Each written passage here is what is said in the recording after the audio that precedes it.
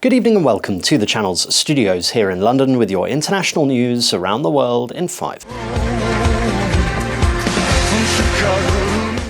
Joe Biden has used his first speech since leaving office to criticize the Trump administration's welfare policies. My dad, the Biden family, started off. The ex-US president told a conference in Chicago that the government had taken a hatchet to the social security system, which Donald Trump and Elon Musk, who is leading the White House's cost-cutting efforts, claim is beset by fraud. The administration wants to cut staff at the agency responsible for spending $1.6 trillion in benefits a year. Mr. Biden, who was speaking at a disability rights event, did not address his departure from the White House or the 2024 presidential election in his remarks. To cap it all off, serious people are now generally concerned for the first time in history, for the first and only time in history, that Social Security benefits may be delayed or interrupted. Folks, let's put this in perspective. In the 90 years since Franklin Roosevelt created the Social Security system, people have always gotten their Social Security checks. They've gotten them during wartime, during recessions, during a pandemic, no matter what, they got them. But now, for the first time ever, that might change. It would be a calamity for millions of families, millions of people. This is your missionary Josh Sullivan here. An American pastor kidnapped by armed men during a church service in South Africa has been freed following a high-intensity shootout that left 3 people dead. Josh Sullivan was found unharmed in the township in the Eastern Cape on Tuesday evening, the area where the 45-year-old was taken last Thursday. There were no immediate details on the kidnappers who made a ransom demand. There has been a dramatic increase in kidnappings for ransom in South Africa over the past decade. Peru's former president, Ollanta Humala, has been found guilty of money laundering and sentenced to 15 years in prison.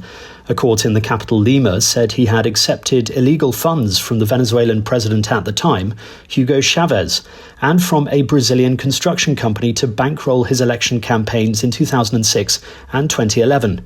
His wife, Nadine Heredia, was also found guilty of money laundering and sentenced to 15 years.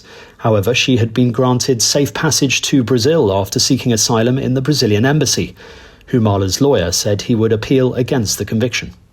Shares in Nvidia have plunged after the computer chip giant said it would be hit by £5.5 billion in costs due to the US government tightening its export rules to China. The firm, which has been at the heart of the artificial intelligence boom, will require licenses to export its H20 AI chip to China, which has been one of its most popular.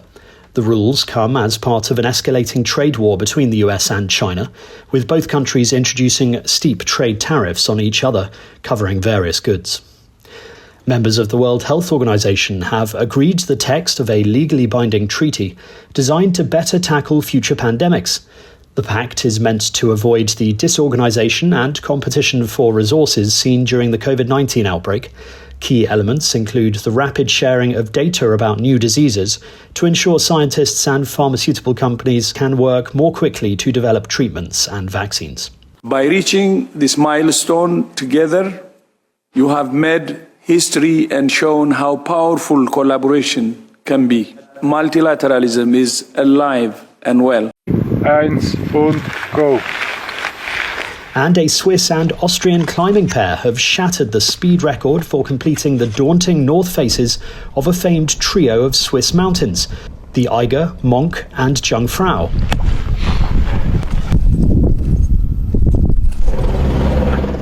Switzerland's Nicholas Hojak and Austria's Philipp Brügger shaved nearly 10 hours off the previous record set more than 2 decades ago. And that's your international news around the world in 5. Now back to the channel's studios in Lagos.